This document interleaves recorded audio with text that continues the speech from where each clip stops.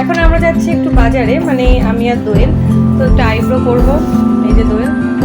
তো আজকে আমি পরেছি দোয়েলের জামা, দোয়েল আজকে পরেছে আমার জামা। তো আমরা দুজনের জামা দুজনে অল্টারনেট করে পরি।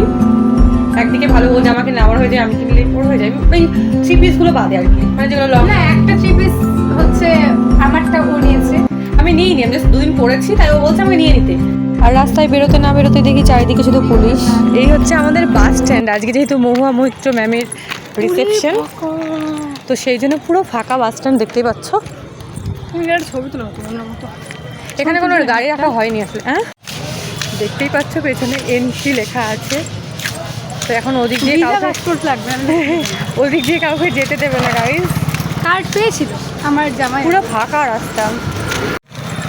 তো আমরা হাঁটতে হাঁটতে বাড়ির দিকে যাচ্ছি, কিছু খাবো। তো আমাদের কপাল আজকে এত ভালো যে যে মোমোর দোকানটা সব থেকে বেস্ট মোমো করে, সেই মোমোর দোকানটা আজকে বসেই নি।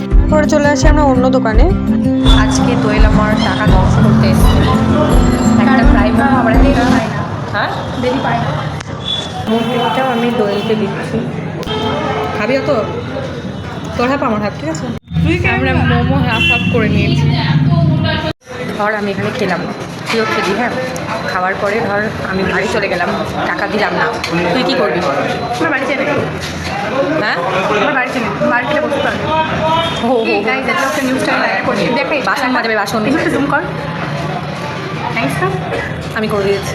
তো তারপরে আমরা একটু বাজারে ঘুরে মোমো খেয়ে চলে আসি বাড়ি।